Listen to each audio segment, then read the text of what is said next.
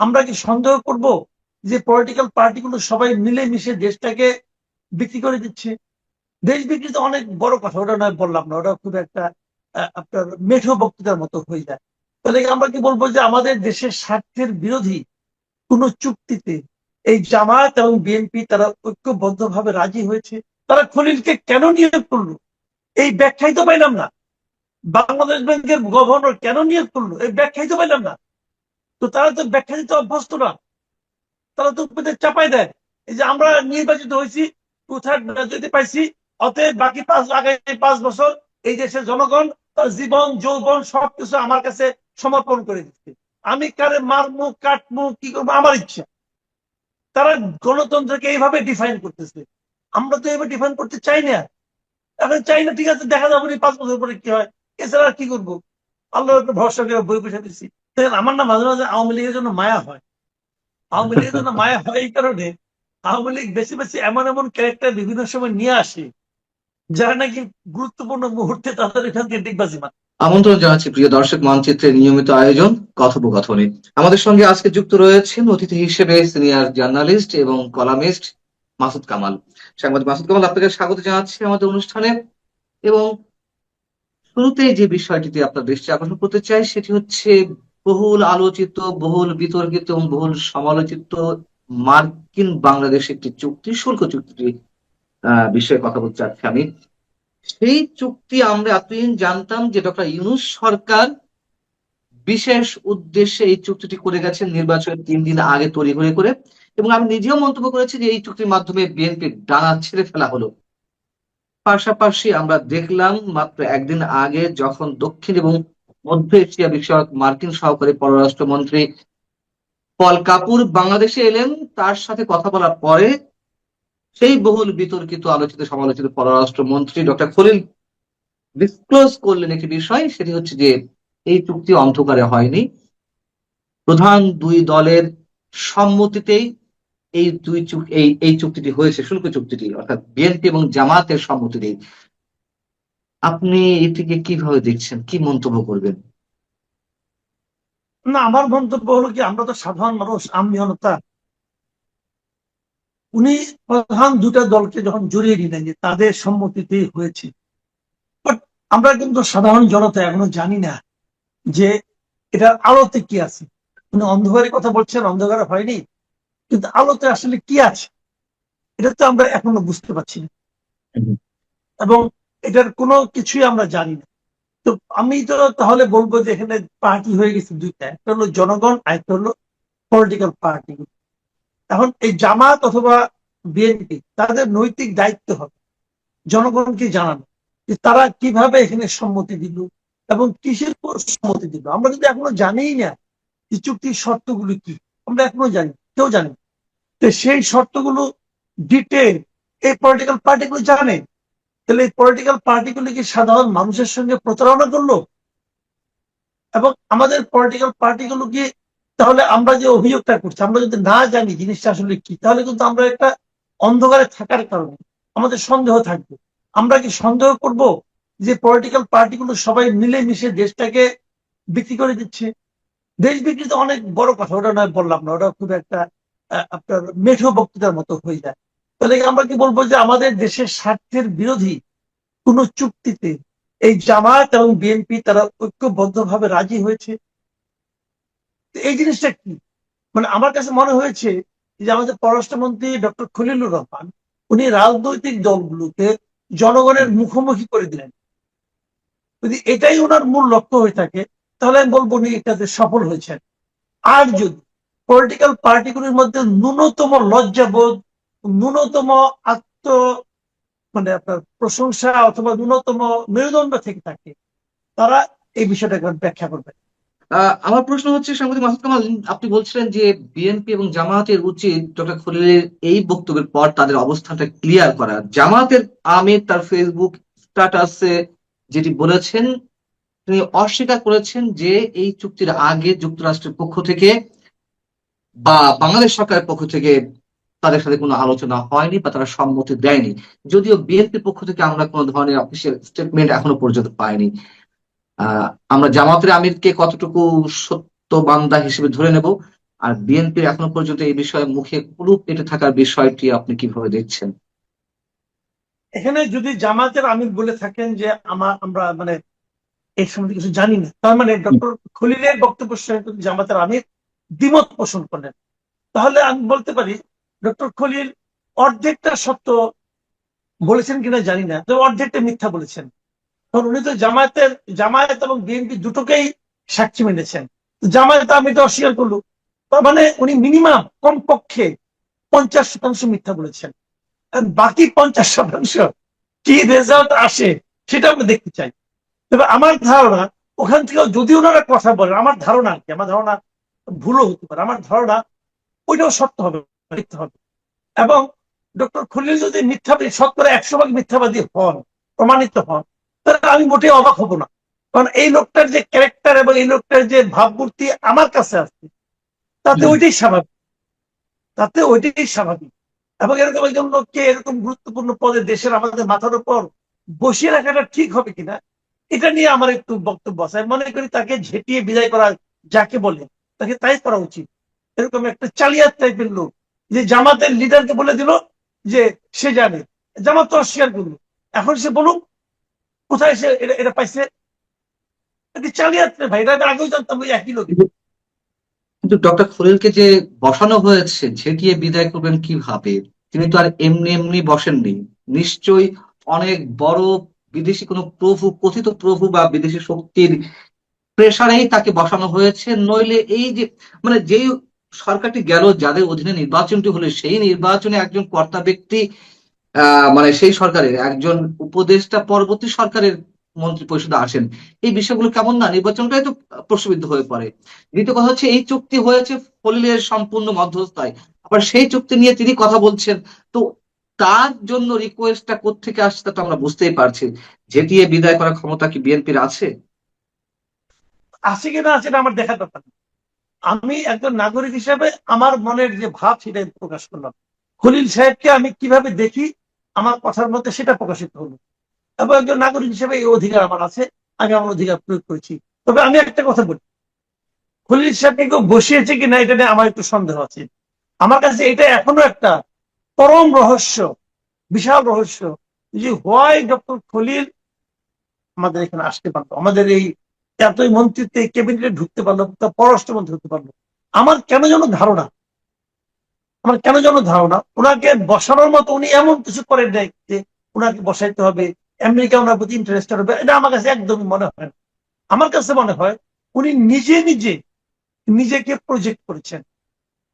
চালিয়াত টাইপের লোক তো, উনি হয়তো বিএনপিকে বুঝিয়েছেন যে ওনার সঙ্গে আমেরিকার কত ভালো সম্পর্ক আছে, আমেরিকা ওনাকে চায়, বুঝিয়েছেন। আবার আমেরিকাকে বুঝিয়েছেন যে আপনারা আমার উপরে একটু হাত তুলেন, হাত তুললে পরে আমি এখানে যে এনে আপনাদের পারপাস সার্ভ করতে পারবো।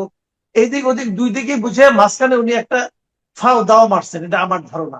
তা না হলে উনাকে নেওয়ার কারণে বিএনপি যে শুরুতেই, বিএনপি যাত্রার শুরুতেই যে কালিমা লেপন তারা করেছে, সন্দেহের কালিমা লেপন, এটা তো বিএনপি কখনোই ওভারকাম করতে পারবে না। বিএনপি এখনো পারে নাই, কখনোই পারবে না। এটা বিএনপির পুরো যতদিনই লোকটা থাকবে, ততদিন বিএনপি কে এই কালিমা বহন করতে হবে, কপালে একটা বিরাট একটা কালিমা নিয়ে তাকে হাঁটতে হবে। এবং বিএনপি এই রিস্ক কেন ইনভাইট করলো, এই সমালোচনা কেন ইনভাইট করলো, এটা আমার কাছে এখন একটা রহস্য। আমি জানি না, বিএনপি যতদিন এটা জবাব না দিবে ততদিন হতে রহস্য আমার কাছে থেকেই যাবে। এবং আমার কেন যেন মনে হয় বিএনপির কাছে এই প্রশ্নের কোনো সদুত্তর নাই। আমার সঙ্গে বিএনপির অনেক নেতৃবৃন্দের আলাপ হয়েছে, তারাও কেউ কিছু বলতে পারে না। একজন বলতে গেছিলেন যে ওনার মতো যোগ্য লোক আর নাই। আমি ওনার যোগ্যতা উনি প্রমাণ করলো কবে? আপনি যে ভাবছেন ওনার মতো যোগ্য লোক নাই, আমার কথা হলো কি, এই ভদ্রলোক যে যোগ্য, এই যোগ্য কবে কোথায় প্রমাণ করলো ভাই দেখান না, কেউ বলতে পারে না কিন্তু। তো এখন এটা কি বলবেন? তো উনি তো বলেছেন যে ঈদের পরে রোহিঙ্গারা সব চলে যাবে, নিজেদের বাড়ি ফিরে যাবে। এই ঠিক আছে, গত গত ঈদ, 1 বছর আগে। তো রোহিঙ্গারা তো একটাও একজনও যাননি। একটা চালিয়াত তারপর লোক ভাই, চালিয়াত মানে ইয়ে ছিল, মানে যা সে চাপাবাজি চলছে সে আর কি, এটা আমার ধারণা। কিন্তু হ্যাঁ, আপনার ধারণা সঠিক হতে পারে, কিন্তু তারপরেও হিসাবে তো আমাদের গরমিল হয়ে যায় যে যুক্তরাষ্ট্রের মতন রাষ্ট্র বিএনপির মতন পুরখা রাজনৈতিক দল শুধু চাপাবাজির উপরে তাকে প্রাধান্য দিবে। এখন আমার প্রশ্ন হচ্ছে যে আমার জামাত, ধারণা জামাতের আমির না হয় বলেছেন, সেটি কতটুকু সত্য মিথ্যা যায় না, আমরা ধরে নিচ্ছি, যেহেতু তিনি চ্যালেঞ্জ করেছেন ধরে নিচ্ছি সত্য। এক্ষেত্রে যদি বিএনপি মুখে কুলু পেটে থাকে, এবং যেখানে CPD, centre for policy dialogue, এই চুক্তিকে কেন্দ্র করে বলেছে যে আমরা বিস্মিত, আমরা হতভম্ব যে একটি অনির্বাচিত সরকার এমন একটি দেশ বিরোধী চুক্তি করে যেতে পারে, এবং যদি 1.5 বছরের ডক্টর ইউনূসের শাসনের অনেক বিতর্কিত কাজ আছে, যদি একটি কাজকে বেছে নিতে বলা হয় নিন্দা করার জন্য, তাহলে এই চুক্তিকেই বেছে নিতে হবে। এতটা ভয়ঙ্কর এই চুক্তি। এই জায়গাতে ডক্টর খলিল যে মন্তব্য করলেন বিএনপি জামাত নিয়ে, সেখানে বিএনপি যদি মুখে কুলু পেটে থাকে তাহলে আমরা কি ধরে নেব? মুখে যদি কোনো পেটে থাকে, বিএনপি কোনো পেটে থাকতে পারে, থাকা উচিত না। একটা ডেমোক্রেটিক পার্টি এরকম আচরণ করা উচিত না, বিহেভ করা উচিত না। থাকতে পারে, থাকতে পারে কেন? আমি আসলে এখন মানে ডেমোক্রেসি নিয়ে হয়তো নতুন করে ভাবতে হবে যে আসলে ডেমোক্রেসি কাকে বলে, বুঝি না ভাই। তো থাকতে পারে কেন? তারা খলিলকে কেন নিয়োগ করলো এই ব্যাখ্যাই তো পাইলাম না। বাংলাদেশ ব্যাংকের গভর্নর কেন নিয়োগ করলো এই ব্যাখ্যাই তো পাইলাম না। তো তারা তো ব্যাখ্যা দিতে অভ্যস্ত না, তারা তো চাপাই দেয়। এই যে আমরা নির্বাচিত হয়েছি, 2/3 মেজরিটি পাইছি, অতএব বাকি আগামী 5 বছর এই দেশের জনগণ তার জীবন যৌবন সবকিছু আমার কাছে সমর্পণ করে দিচ্ছে। আমি কারে মারমু কাটমু কি করবো আমার ইচ্ছা। তারা গণতন্ত্রকে এইভাবে ডিফাইন করতেছে। আমরা তো এইভাবে ডিফাইন করতে চাই না। এখন চাই না, ঠিক আছে, দেখা যাবে 5 বছর পরে কি হয়। এছাড়া আর কি করবো? আল্লাহর উপর ভরসা করে বই বসে দিচ্ছি। তার মানে আহ, এখনো পর্যন্ত 20 দিনও হয়নি, এই 20 দিনের মধ্যে বিএনপি তার কর্তৃত্ববাদী চরিত্র কি আমাদের সামনে উপস্থাপন করা শুরু করে দিয়েছে, আমরা কি এমনটা ধরে নিব? না, শুরু করে দিয়েছে তা আমি বলবো না। আমি বলবো যে আমার ধারণা যে এখন পর্যন্ত আমরা ক্লিয়ার হতে পারছি না। যদি শেষ পর্যন্ত ক্লিয়ার না হতে পারি, ধরেন আরো হয়তো 1-2 মাস দেখলাম, যদি ক্লিয়ার হতে না হতে পারি, তখন হয়তো ওই ধরনের আপনার এই আশঙ্কার কথা আমরা হয়তো বলবো। আম, আমি আরেকটি বিষয় সামান্য একটু আপনার দৃষ্টি আকর্ষণ করছি, সেটা হচ্ছে যে রাষ্ট্রপতির একটি বিষয় নিয়ে সাম্প্রতিক সময়ে অনেক বেশি আলোচিত হচ্ছে। সাম্প্রতিক মানে কি, গত কয়েকদিন আগে কালের কণ্ঠের একটি রিপোর্টকে কেন্দ্র করে, পরবর্তীতে শুক্রবার একদিন আগে পার্ক দিবসে তিনি যে বক্তব্য দিয়েছেন, সেখানে তিনি জয় বাংলা স্লোগান দিয়েছেন, মানে জয় বাংলার পরিবর্তে বাংলাদেশ জিন্দাবাদ স্লোগান দিয়েছেন, এবং সেখানে ফ্যাসিবাদের মূলোৎপাটন করা হবে, আহ 24শে অভ্যুত্থানে যে হাজার হাজার মানুষ নিহত হয়েছে তাদের বিনিময়ে গণতন্ত্র ফিরে এসেছে। অর্থাৎ একবারেই আমরা বলতে পারি যে আওয়ামী লীগের সঙ্গে চোখ উল্টে এখন বিএনপির সাথে নিজের পার্সোনাল একটা অ্যালায়েন্সের জায়গায় যাচ্ছেন। এই বিষয়টিকে আপনি কিভাবে দেখছেন? দেখেন, আমার না মাঝে মাঝে আওয়ামী লীগের জন্য মায়া হয়। আওয়ামী লীগের জন্য মায়া হয় এই কারণে, আওয়ামী লীগ বেশি বেশি এমন এমন ক্যারেক্টার বিভিন্ন সময় নিয়ে আসে যারা নাকি গুরুত্বপূর্ণ মুহূর্তে তাদের এখান থেকে ডিগবাজি মারে। যেমন এর আগে একবার আপনার বিচারপতি শাহাবুদ্দিন আহমেদ, তিনি আওয়ামী লীগের অত্যন্ত অসন্তুষ্টি ছিল এবং তাকে নানাভাবে বিষায়িত করা হয়েছে। আবার এখনো তাই কিন্তু একই রকম ভাবে এই সম্বন্ধে দেখবেন 2-1 দিনের মধ্যে তারা বলবে। কিন্তু আরেকটা কথা আমি বলি, এখানে আবার আরেক দিক আছে এই মুদ্রা। সেই মুদ্রার ওই দিকটা হলো, আপনি ভাবেন তো হাইপোথেটিক্যালি যে শাহাবুদ্দিন আহমেদ কি করতে পারত। শাহাবুদ্দিন আহমেদ যেটা করতে পারতো সেটা উনি কি জয় বাংলা বলতে পারতেন? না, উনি পারতেন না। জয় বাংলা বললে ওনার চাকরি থাকতো না। তো ওনার তো চাকরিরও প্রয়োজন, কারণ উনি যতদিন এই চাকরিতে থাকবেন ততদিন তো উনি এক ধরনের ইনডেমনিটি পাবেন। না হলে তো ওনার বিরুদ্ধে মামলা মোকদ্দমা হইতে পারে। হয়তো উনি এইভাবে চিন্তা করছেন। আবার উনি আরেকটা করতে পারেন, যেটা নাকি উনি মাঝামাঝি পথে যেতে পারতেন। বিষয়টাকে জয় বাংলা, বাংলাদেশ জিন্দাবাদ সবই এড়াই যাইতেন, কোন রাজনৈতিক স্লোগানে যাইতেন না। দেখেন, বাংলাদেশ জিন্দাবাদ কিন্তু খারাপ না, জয় বাংলাও খারাপ না, ভালো স্লোগান, যে যেটা দিয়ে আরাম পায় দিবে, আমার কোনো আপত্তি নাই। কিন্তু আমাদের এই দেশে স্লোগান গুলি রাজনীতিকরণ হয়ে গেছে। তারা বলে জয় বাংলা মানে আওয়ামী লীগ, বাংলাদেশ জিন্দাবাদ মানে এনটি আওয়ামী লীগ, আওয়ামী লীগের বাইরের কেউ। এই যে রাজনীতিকরণ হয়ে গেছে, এটা আপনি অস্বীকার করতে পারবেন না। পছন্দ না করতে পারেন, বাট ইগনোর করতে পারবেন না। এবং এই রাজনীতিকরণের মধ্যে রাষ্ট্রপতি কেন নিজেকে জড়ালেন এটা আমি বুঝতে পারলাম না। কারণ ব্যাপারটা হলো কি, যখন কেউ রাষ্ট্রপতি হন, ওনার যে রাজনৈতিক পরিচয় থাক না কেন, উনি কিন্তু এটাকে ত্যাগ করে আসেন। উনি যদি তখন পুরো দলের সদস্য হয়ে থাকেন, উনি দল থেকে পদত্যাগ করে আসেন। আব্দুল হামিদ সাহেব আওয়ামী লীগের মেম্বার ছিলেন, আওয়ামী লীগের দলের গুরুত্বপূর্ণ পদে ছিলেন, উনি কিন্তু আওয়ামী লীগ থেকে পদত্যাগ করে রাষ্ট্রপতি হয়েছেন। একই জিনিস আপনি বলতে পারেন জিল্লুর রহমানের ক্ষেত্রে, আওয়ামী লীগ থেকে পদত্যাগ করে তারপর উনি রাষ্ট্রপতি হয়েছেন। মানে অফিসিয়ালি রাষ্ট্রপতির পদটা একটা নির্দলীয় পদ। যদি নির্দলীয় পদ হয়, তো আর যদি বাংলাদেশে জয় বাংলা এবং বাংলাদেশ জিন্দাবাদ রাজনৈতিক স্লোগান হয়ে থাকে, উনি কোনো স্লোগানে যদি না দিতেন, সেটা হতো ওনার জন্য সবচেয়ে কার্যকর। কিন্তু উনি তা করেননি এই কারণ আমার যেটা ধারণা যে উনি বিএনপির অনুগত হওয়ার চেষ্টা করছেন। উনি যতই বিএনপির অনুগত হওয়ার চেষ্টা করেন না, বিএনপি অনুগত হিসেবে তাকে মেনে নেবে না, এটা সম্ভব না। বিএনপি তাকে আওয়ামী লীগ কর্তৃক নির্বাচিত রাষ্ট্রপতি বিবেচনা করবে। এখন আপনারা যে বলবেন যে বিএনপি তাকে ইমপিচ করবে, নাও করতে পারে, কিন্তু আমার মনে হয় যে ইমপিচ হতে করবেও না, তারা হয়তো একে পূর্ণ মেয়াদে থাকতে দিবে। এটা পৃথিবীর অনেক জায়গায় আসছে, যেমন ইন্ডিয়াতে ধরেন আপনি, ইন্ডিয়াতে যখন নাকি বিজেপি যখন 2014 সালে ক্ষমতায় আসবে, তখন কিন্তু রাষ্ট্রপতি ছিল প্রণব মুখার্জি। প্রণব মুখার্জি কিন্তু অনেক দিন, মানে তার সারাটা জীবনে কাটছে কংগ্রেসের রাজনীতি করে, এবং সবশেষে রাষ্ট্রপতি হওয়ার আগে সে কংগ্রেসের অর্থমন্ত্রীও ছিল।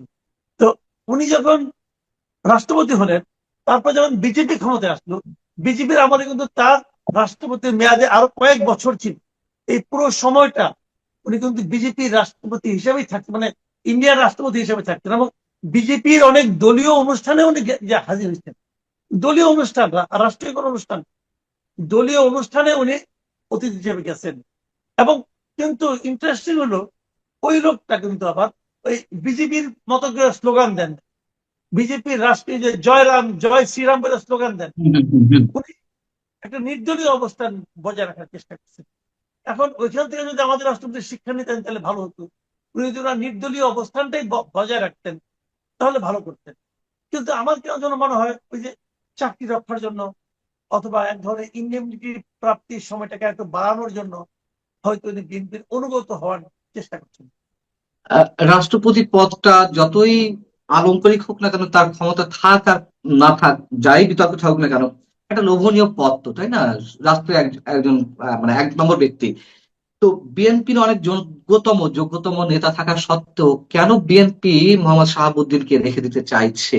এবং মির্জা ফখরুল মোটামুটি একটা স্পষ্ট ইঙ্গিত দিয়েছেন। তিনি বলেছেন এই প্রসঙ্গে যে এখনই রাষ্ট্রপতি প্রসঙ্গ আসছে কেন, বর্তমান রাষ্ট্রপতির মেয়াদ তো আছে আরো প্রায় 3 বছর। ইভেন রাষ্ট্রপতির পক্ষ থেকেও যে ধরনের কথাবার্তা আমরা শুনছি, খুবই আনুগত্যশীল হয়ে বিএনপির প্রতি, তাতে মনে হচ্ছে যে তিনি থেকেই যাচ্ছেন। আপনি যেটা বলেছেন তেমনটি আমরা মনে করছি। কিন্তু বিএনপি আসলে কেন রেখে দিতে চাইছে? এর মধ্যে বিশেষ কোনো রাজনৈতিক বার্তা কি দেওয়ার চেষ্টা করা হচ্ছে বিশেষ কোনো শক্তিকে? না, বিএনপি যে রেখে দিতে চাইছে এই কথা ঠিক না। ঠিক নাই কারণে উনি তো থাকবেন, এটি স্বাভাবিক। উনি যে থাকবেন না, এই যে চিন্তাটা, এই চিন্তাটাই তো অস্বাভাবিক। কারণ আপনি যদি ইমপিচ করার, বাংলাদেশের পার্সপেক্টিভে তো স্বাভাবিক, মানে থাকবেন না। বাংলাদেশের সংকীর্ণ রাজনীতিতে আমরা যা দেখে এসেছি, সেই দেখার কারণে হয়তো আমরা ভাবছি, কিন্তু স্বাভাবিক নিয়ম থাকে না। এখন আপনি যদি ওনাকে সরিয়ে দিতে চান, সরিয়ে দেওয়ার জন্য তো আপনাকে ইমপিচ করতে হবে। ইমপিচ আপনি কেন করতে পারবেন? ইমপিচ করানোর কিন্তু কিছু কার্যক্রম থাকতে হবে। ইমপিচমেন্টে দেখেন আপনি একদম সুনির্দিষ্টভাবে উল্লেখ করা আছে যে যদি ওনার কোনো নৈতিক স্খলন ধরা পড়ে, যদি উনি মস্তিষ্ক বিকৃত হয়ে যায় ওনার, এই সমস্ত ইস্যু ঘটলে কেবল তখনই ইমপিচমেন্টের কথা উঠতে পারে। আপনাকে ইমপিচমেন্টের কথা উঠাবেন কিভাবে? এবং বড় আপনি ওনাকে বলতে পারেন পার্সোনালি যে আপনি রিজাইন করেন, যেটা বি চৌধুরী করেছিলেন। বি চৌধুরী কিন্তু ইমপিচমেন্ট করা হয় নাই, উনি আগে রিজাইন করছেন। কারণ উনি হয়তো রিজাইন করতে পারেন, সেটা একটা ব্যাপার হতে পারে। যদি রিজাইন না করেন তাহলে বিএনপি কেন এই দায় মাথায় নিতে যাবে? কিন্তু এর মধ্যে যা যা ঘটেছে, বিভিন্ন সচিবদের চুক্তি